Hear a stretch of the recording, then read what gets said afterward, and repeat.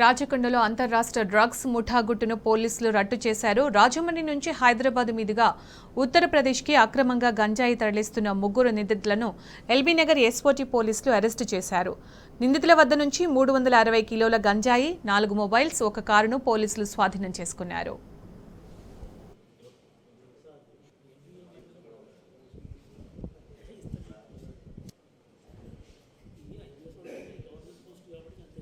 SOT officials vehicle checking చేస్తున్నప్పుడు specific information పైన ఒక ముగ్గురు నేరస్తులను పట్టుకోవడం జరిగింది. వీరు రాజమండ్రి నుంచి యూపీలో ఉన్న మీరట్కి ముందు ఉన్నటువంటి ప్యాకెట్స్లో ఉన్న గాంజాని టోటల్ ఒక 1 crore వర్త్ టోటల్ ఈ ప్రాపర్టీని ట్రాన్స్పోర్ట్ చేస్తుంటే పట్టుకోవడం జరిగింది.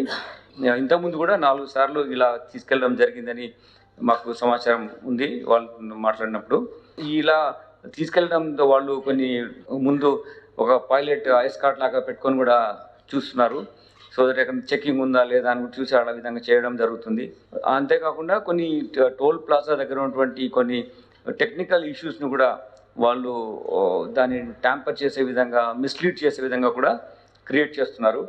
But still law is more stronger. We have got better technology to identify such any kind of violations. ఎట్లా చేసినా కానీ పట్టుకోవడం విధంగా మనము ప్రొఫెషనల్లీ కాంపిటెంట్ స్ట్రాంగ్ మెకానిజం మన దగ్గర ఉంది.